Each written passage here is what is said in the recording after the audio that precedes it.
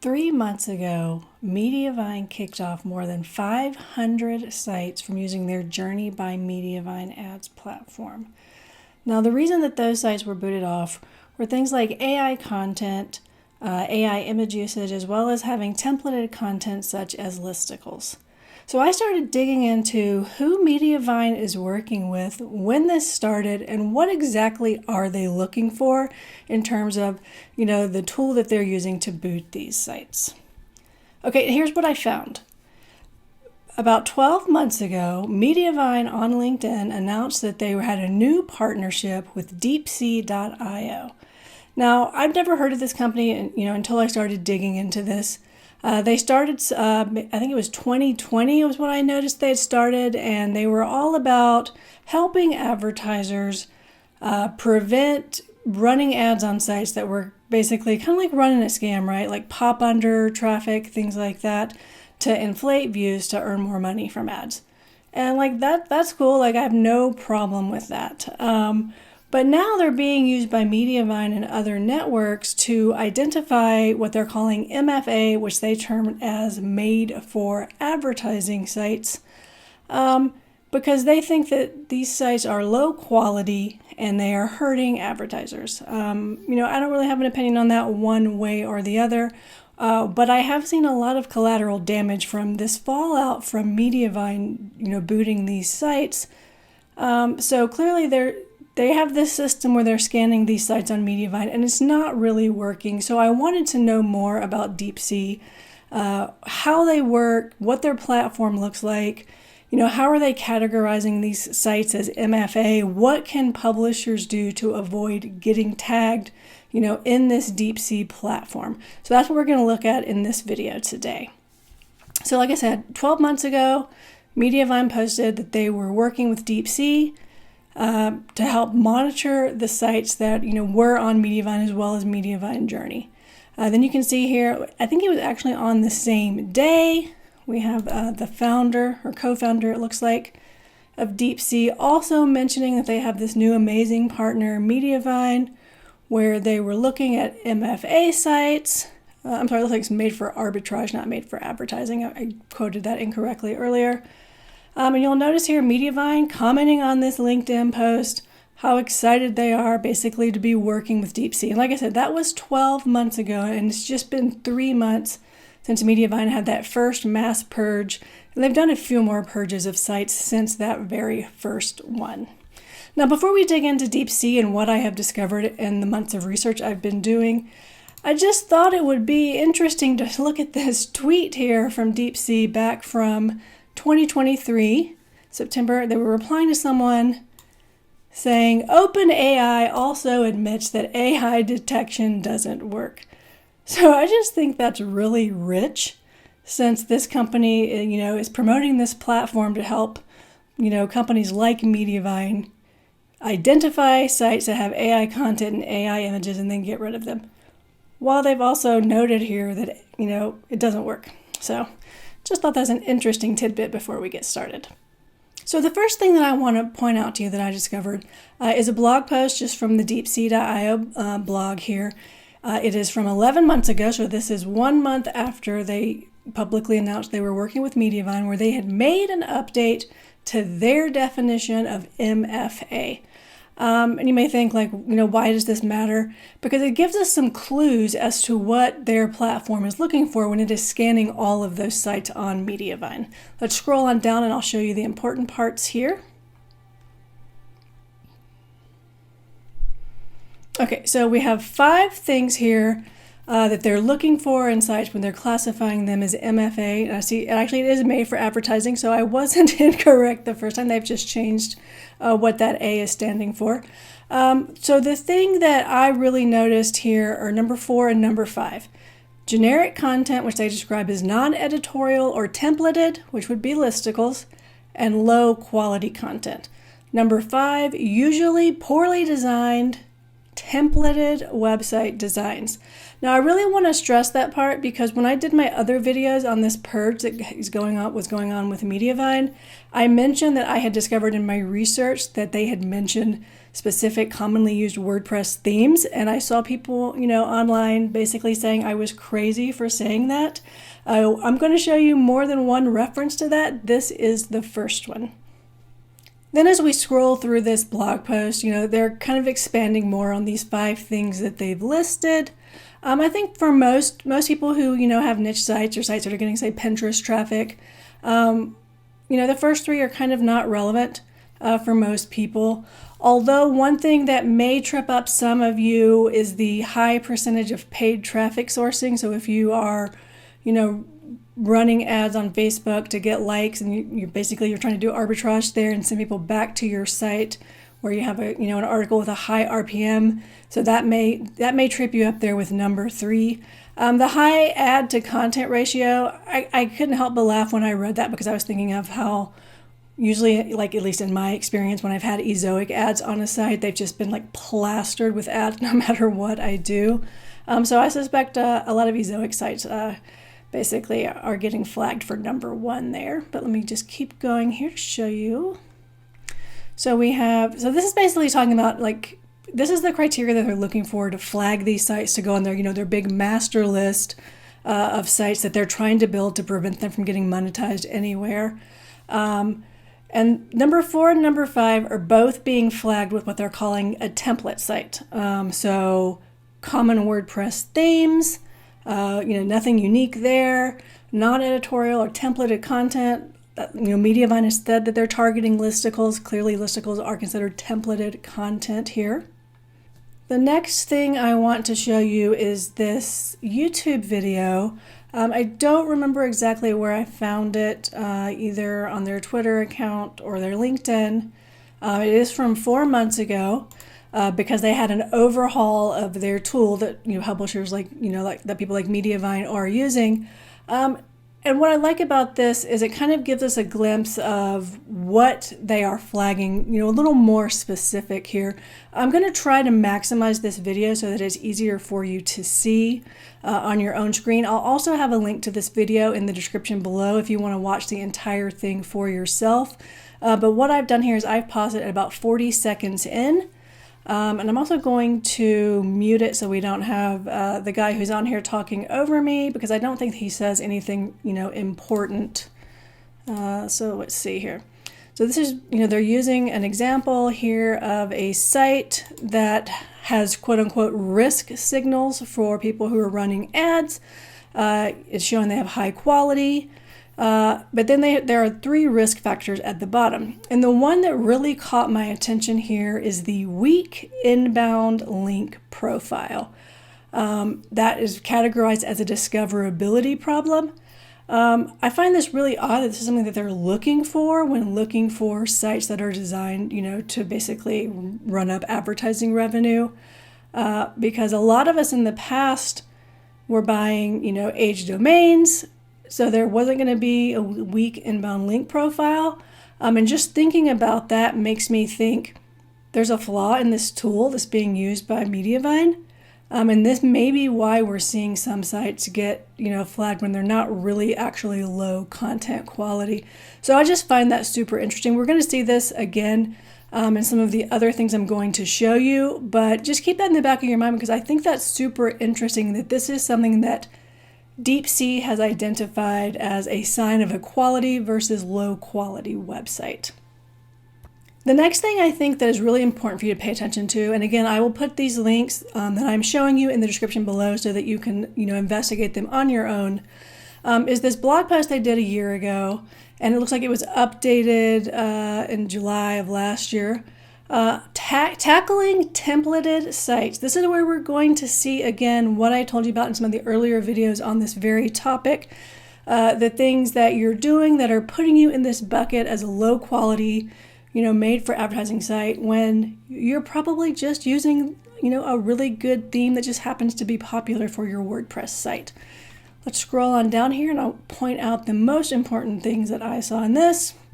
Here we are again for all the people who told me, or, he didn't even tell me, but mentioned it in other, Facebook groups and stuff, that I didn't know what I was talking about in terms of common WordPress themes and plugins, flagging you as a high risk /AI /made for advertising site. Here it is right here, black and white. Design choices are captured by their platform in terms of which plugins and which themes are in use. And it says template sites tend to favor a handful of site building tools for their ease of use. So we've got WordPress and Squarespace as the two CMS platforms that they have determined basically already score you as possibly being risky, which risky means, templated site, made for advertising site, possibly AI site, not good for advertisers.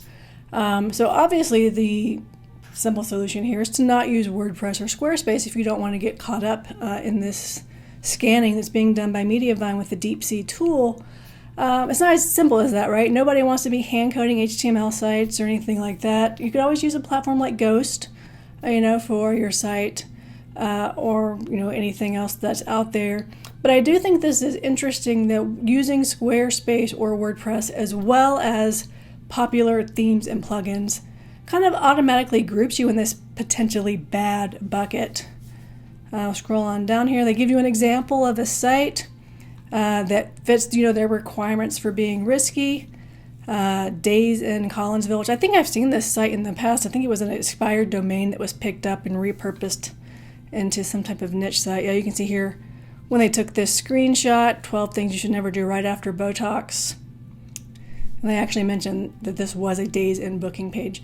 And just as a sidebar, as I was really digging into the history of DeepSea.io as well as the co-founder, in some of the stuff I was finding in the Wayback Machine, their blog posts used to have screenshots from things like Black Hat World.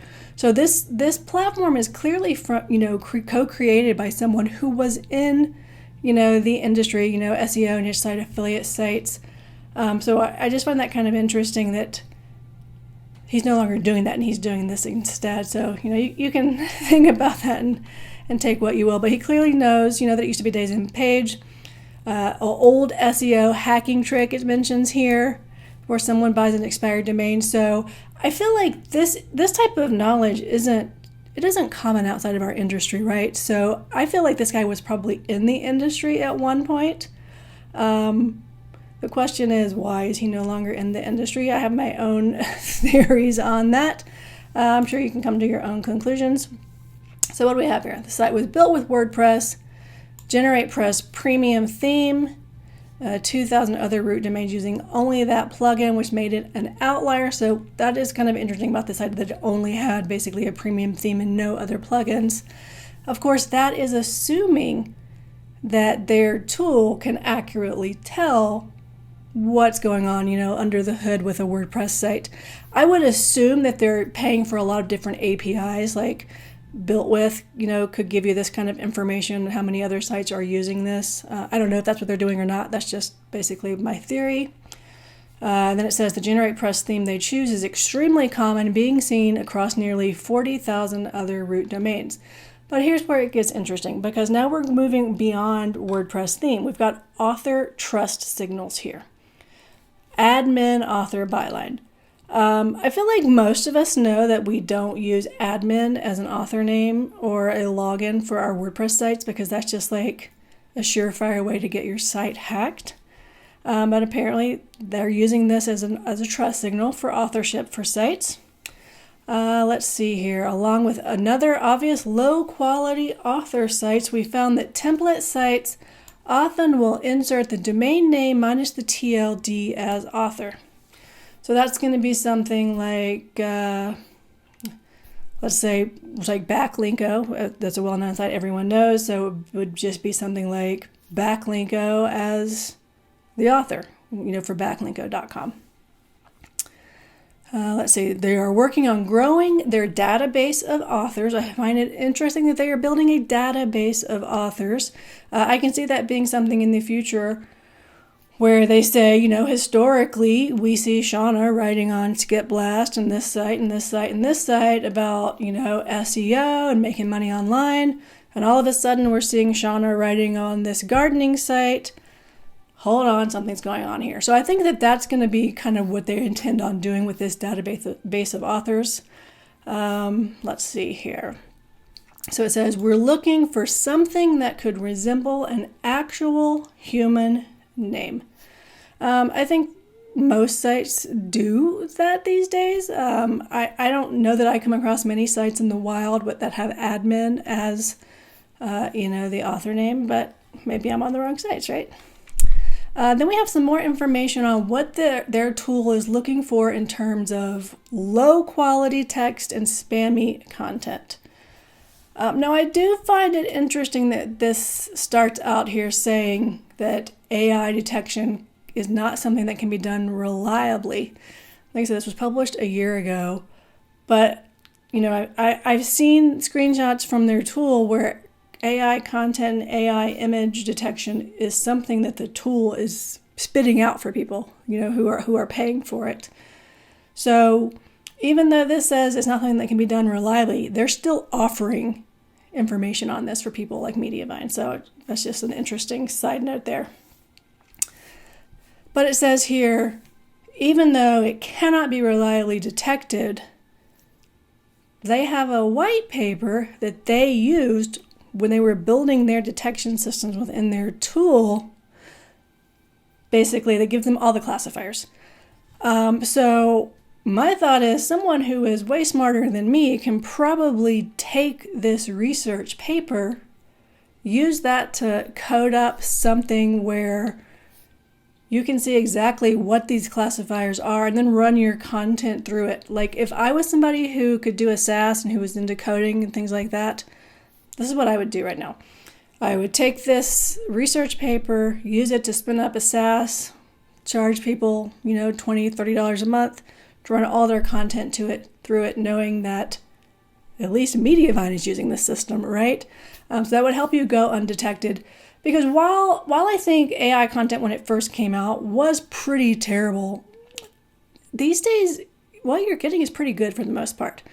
So I don't really see the sense in targeting AI content that is good quality. Low quality, yeah, sure, go after that, but not the stuff that's good quality. So just my thoughts on that.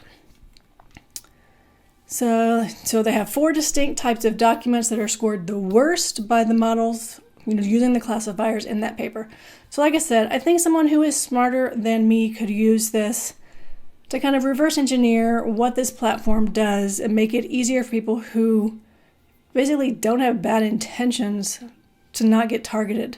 You know what I mean? So here you have another quote from Mediavine. They just really love using this company, right? And I will drop the link to this blog post again in the description below so that you can look through it as well as click through and look at that research paper. So in December of 2023, the guy who's the co-founder of DeepSea.io was interviewed in something that was published here in this Substack. And I found 2 sections in this interview that I thought were pretty interesting and that you might want to know about. Now I just need to find them. Let's see here. So here we have that where the guy mentions using AI to aggressively generate articles that game organic search to take visits from competitors. Now for me, the key word in this little excerpt is aggressively. That makes me think that something that their platform scores is publishing velocity. So if I wanted to go undetected, I would want to make sure that I wasn't publishing a ton of articles a day, right? Figure out like a nice cadence where you publish like maybe 5 articles a day, 5 days a week, something like that. Because like I said, the aggressively word in that particular sentence is what stands out to me as something that they might be looking for and using as a factor when classifying these sites as MFA sites. The other interesting part of this particular interview that I found was this section here where the co-founder is asked basically, publishers have been having it rough in recent years. How do they avoid basically being falsely flagged as one of these MFA sites? And I just love this like very Google answer. Produce unique and compelling content written by real people and with monetization practices that respect the user experience. Like, come on, bullshit, right? So yeah, I just found that interesting. It's really no different than the lines we've been getting, from the Google people from, recent years. And later in this interview, he's asked about paid traffic, if paid traffic alone gets you flagged as a made-for-advertising site. And there's really kind of a non-answer there. It's more like it depends. One of the things that they're clearly concerned about is, manipulating content formats. I know in one of the things that I read during my research, they were talking about those articles that you land on where you think you're going to get, a one-page article and it's like 20 slideshow things you have to go through with ads interspersed. That was one of the things that would kind of be considered manipulating content. Let's see here. One thing that comes up time and time again in the stuff that I've been reading from Deep Sea is they have this really heavy focus on organic visits to your site, which of course is incredibly problematic, not only because of HCU and Google just destroying, so many quality site owners' traffic, but what if you never wanted to worry about organic traffic? What if you only were focusing on Pinterest, or you were only focusing on traffic from YouTube, or only on traffic from Facebook? Why should you basically get a black mark against you just because you haven't really focused on organic search traffic? Or even if you have, Google just took it away for no good reason, so that's something, like I said, I've seen that time and time again as I've been, researching this company, reading all their blog posts, reading all their social media posts, all their LinkedIn posts. That's something that they really are stuck on, is the sign of a high quality site is a site that has a lot of organic traffic as well as stability in its rankings, which, like I said, I think that's just absurd in this day and age. So the next thing I wanted to show you that I was looking at was this random ass PDF that I found. I think I found it on a blog post or a social media post from, I believe it was 2021. So there's like screenshots and stuff in this that are no longer relevant because they have updated their platform. But I wrote myself a note here that there was something on page 10 that I wanted to share. So let's just scroll on down to that because honestly, I have no idea what it was. Oh, and this screenshot right here, this shows you what their platform used to look like. If I recall correctly, it's been about a year, maybe less, since they updated everything, because all of the historical stuff that I found on their platform had like a risk score from 0 to 100 for every single website in their database. That, I don't think that exists anymore. At least I haven't seen it in any of the screenshots or videos that I have found so far. So before, the Alexa rankings went away, this platform relied heavily on that, as well as something called a Tranco rank, which I had never heard of prior. You can find it as public data on the Tranco website. It seems to kind of be like just the top sites, right? It reminded me a lot of like the top sites on Ahrefs and stuff like that. But looking here at the tags that they have, maybe they no longer have them, but at the time they had in their platform. So like, say I upload a list of domains that I want you to look at, but I know this one, and this one are spam, so I'm going to tag them or something like that, right? So here we have, the site regularly appears in the Tranco top 1,000 global rankings. But what really caught my eye in this particular list of tags was the recently registered. This domain has been registered for a month or less. So that is something that they view as risky, a sign of a low quality site, a sign of a made for advertising site. And I see why. I see why they do that, because, in the past when I've had sites that have gotten, just hammered, what do? I immediately buy a new domain name and 301 everything to that domain name. Or maybe I buy a great age domain in the past and I'd 301 everything to that new domain. So I can see why this is something in here. But there are always exceptions to stuff like this, right? Let's say you make a new tool, a website with a new tool that just takes off, goes viral, but your domain hasn't been registered for more than a month. I do believe now, though, in the update documentation, I have been able to find that they've changed this to 6 months, but I'm not 100% certain on that. I don't think there was anything else of relevance in here, but again, I'll put a link to this PDF in the description below in case you do want to look at it. But like I said, it is an older document that, like I said, the screenshots I've seen and the videos I've seen of the current version of the DeepSea.io platform do not look like it used to. So just keep that in mind.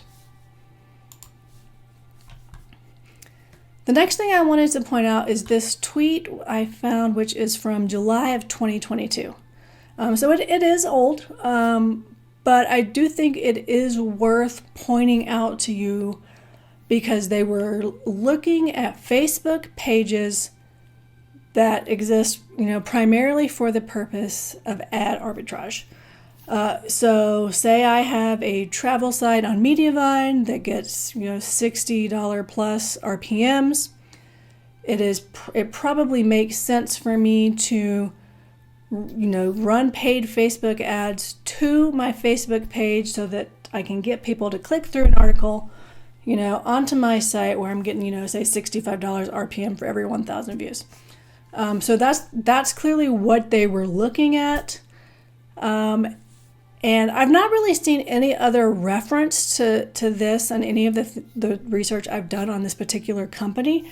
But I can see this becoming something that is kind of built in, into what Mediavine is looking for in the future. Just because, so many of us, were hit by HCU, we had our traffic dry up, but we found, new ways to get traffic to our site from Pinterest, Facebook, etc. So that's why I wanted to point this out to you, because they have already been looking at it in the past. So there's no reason to think they won't do it again. So just keep that in mind. Okay, so the next thing I wanted to show you is from basically their support documentation on DeepSea.io. It is the test categories and interpreting test results. This was last updated February the 11th of this year. So this is just basically saying when a domain is looked at in their platform, these are the things that they are looking for on it as they are working on assigning it an overall, like a risk score for the users.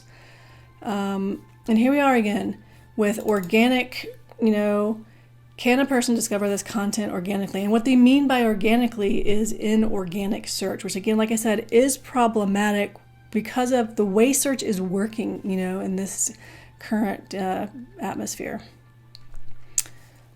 So brand suitability, they're looking for pirated content made for advertising, blah, blah, blah.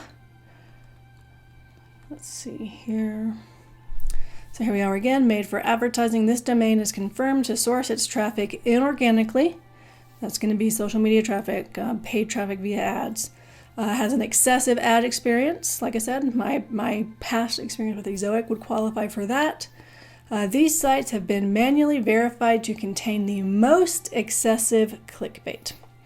But for most people who, had niche sites, this template site thing here is going to be what has probably been triggered that has resulted in the site getting kicked off the Mediavine journey. Template sites are characterized by generic content, non-unique design. They often appear like the made-for-advertising sites, but they don't always have paid traffic sourcing, typically associated with SEO spam. So, basically, if you're doing SEO, I assume you're considered SEO spam. Let's see if there's anything else on here. I do not remember if there was. So, no. Again, I will put this link in the description below so that you can look at it more closely if you want. Also, in the knowledge base for their support documents, also updated February 11th of this year, commonly referenced metrics that appear in the report. So these are the reports that you get if you are paying, for their platform. Now, I find it super interesting that basically no one is worrying about core web vital scores these days, except for DeepSea. So they are letting people know what your core web vital score is. Heaviness and busyness of a site. So this is basically looking at how often your ads refresh, how many ads, are loading on the page, things like that. If it's covering, the entire screen. I don't think most people are experiencing that. Like I said, in the past, I have had some sites on Ezoic that did that. That may have been user error though, because Ezoic does make you, set up your own placeholders and things like that. Honestly, I don't really know what the ads.txt spoofing is, so maybe someone smarter than me does. High ad density we've already talked about, as well as ad unit refresh. Obviously, if you've got a site with malware, that's going to be a problem for advertisers. But here we go. This is what is going to be relevant for the people who were booted off of Journey by Mediavine. So what do we have here? AI-generated content, text and image generation. So instead of relying on a single model to try and flag the text made with it, they're focusing on collecting a group of signals that indicate that a publisher is engaging in mass generation of low-quality content on one or across a network of sites. And you can see the link here. It links back to that templated sites blog post that I think we already covered. Yes, we already covered that. Again here, what sticks out to me is this word right here, mass generation. This is going back to content, publishing velocity. The other thing that really sticks out to me is one or across a network of sites, because this tells me they are trying to find other sites you own to see if you engage in the same patterns that their tool has identified you engage on, on one domain. And there have been sites that exist for years where you can, put in a domain name and it will see, something like there's 3 other sites that use this same Google Analytics identifier, or, there's 5 other sites using this same AdSense pub ID. So I assume, again, that their tool has an API or something for one of these tools like that built into it. And it's, like I said, it's trying to find all of your other sites. What I would be interested in knowing is if it does find other sites of yours that say are not yet monetized by display ads, are they like preemptively putting you on this MFA list where they're trying to make sure you can't get monetized anywhere by display ads? So yeah, that's my concern with this. The group of signals is interesting to me too, because we already know that they're using that research paper that we talked about earlier in the video. So what is that, the group, right? Are they not just using, say, Originality AI's API, but instead, if they've taken something from it and maybe something from that research paper, cobbled together their own set of signals? I don't know, but I do think that research paper and what the criteria, is listed at it is where you start in terms of what exactly are they looking for.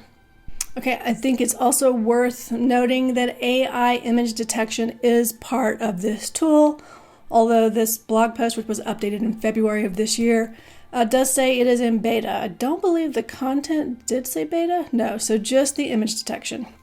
Now note that it says it is focusing on images from models like Stable Diffusion. So the feature is evolving and should be used alongside other content signals.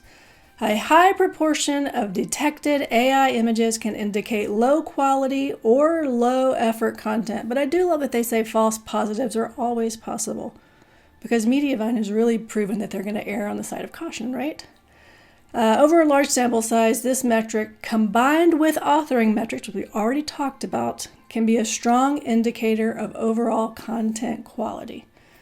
I don't know if their platform does this combining with author metrics for people like Mediavine, though, right? That would be something worth knowing. Okay, the next thing I had here was from the Wayback Machine. Looks like this is from December of 2023. I have looked at so much stuff about this company, I honestly do not remember what is on here or why I thought you needed to know about it. So here we have shared Google product IDs. This is exactly what I just told you. These domains have the same Google Analytics, AdWords, or Floodlight ID, whatever the hell Floodlight is. So basically, they are finding other sites that you own and basically letting, people like Mediavine know that they're yours. Similar URL structure. That's really curious since most sites have similar URL structure, but whatever. We have more information on site tag definitions. Let's see here. Large number of unique subdomains. That's something worth noting. I don't really know of any sites that have that in these days though. This was actually the first time I had come across the IFI index, and this site is actually still live. Basically, they're looking for sites that have a lot of misinformation on them, so that's pretty interesting, I thought. MFA domain confirmed to source its traffic inorganically. Again, they are wanting sites that have organic traffic versus inorganic traffic. Recently registered. Okay, this is where I saw it. This domain has been registered for 6 months or less. I don't know currently, what are the parameters, right? Is it 6 months or is it the 1 month we saw before? Honestly, I have no idea. Weak inbound link profile. This one makes me laugh so much. Fewer than 10 domains linking to this one. So you need good backlinks to rank in Google, but Google has proven they don't want to rank niche sites. So why should you waste money on getting backlinks when it's not going to help you rank organically? Oh, because this tool that Mediavine's using says that you need at least 10. So go figure, right? I don't know what, basically the significance is of a content category in this tool, but as of December 2023, they were only able to catalog English language content sites. So that's something worth noting.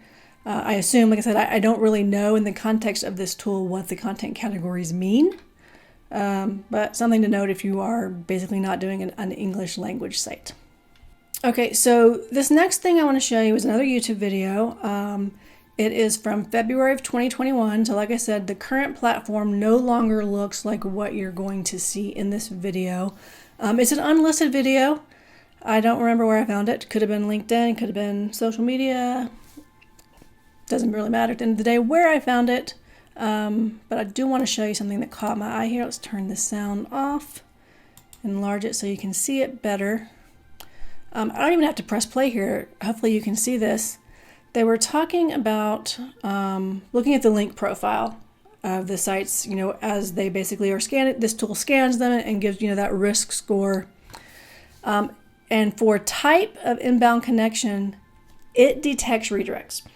This is important for those of you who are buying up aged domains and then redirecting them to your main domain, right, your main website, basically to kind of boost it, organically. So while, you're working towards fulfilling their requirement of at least 10 domains pointed at your site, they also want to penalize you for it being a redirect.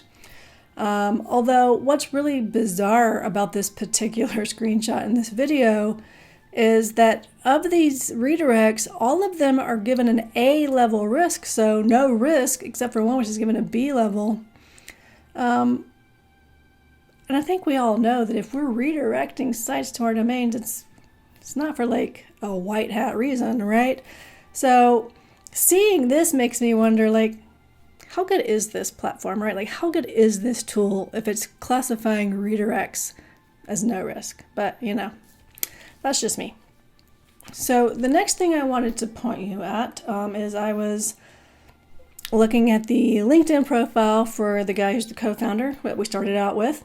And he had reposted this LinkedIn post from someone who works for Digiday, where she refers to looking at DeepSeek's block list of MFA and, quote, AI slop domains. This is that master list, I assume, that they are building with Mediavine, where they're trying to make sure, that people who end up on this list cannot get monetized by any ad platform anywhere.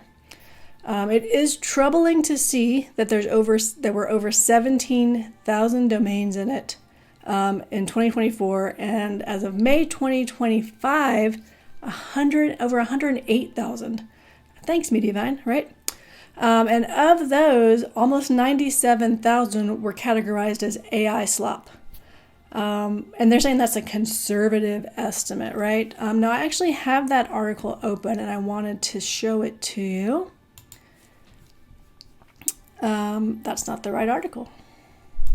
This article. So this article was published earlier this month, so a few weeks ago. Let's see here. Honestly, I don't remember why I wanted to show this to you. I know it's somewhere down here. Here we go. So this is the AI slop domains, and this is where I suspect a lot of these sites that were booted off Journey by Mediavine have ended up.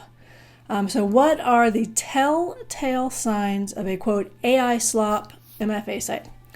Fake bylines, no bylines, fabricated writers with no digital footprint, clone-like design similarity, like basic templates that make for a fairly generic design experience, and their content is plagiarized, mercifully scraped from other sites that have paid writers to create it. So a lot of the time it is hallucinatory and nonsensical.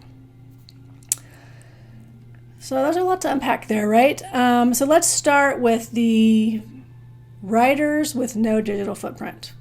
I have been saying for years, when you are creating a site, if you are doing a persona on there, take some of your blog posts, package them up, make them into an ebook, upload it to Amazon, boom, digital footprint. I mean, it's so easy. It's so easy.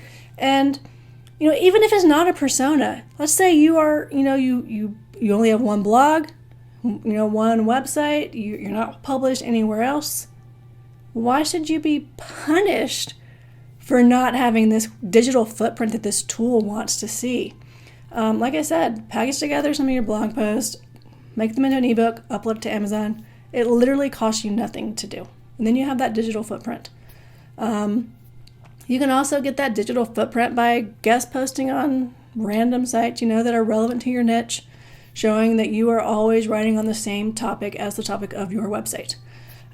Design similarity and basic templates. This is what I have been telling you guys from the start. That means no generate press, no cadence, no Astra. You can't use the popular themes because then you get clumped into this clone-like design similarity. I do think their content is plagiarized, scraped from other sites, blah, blah. I think this is basically a low shot at AI content, basically.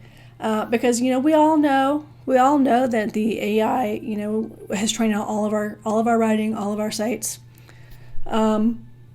So technically, yeah, OpenAI, for instance, did plagiarize and take people's intellectual property.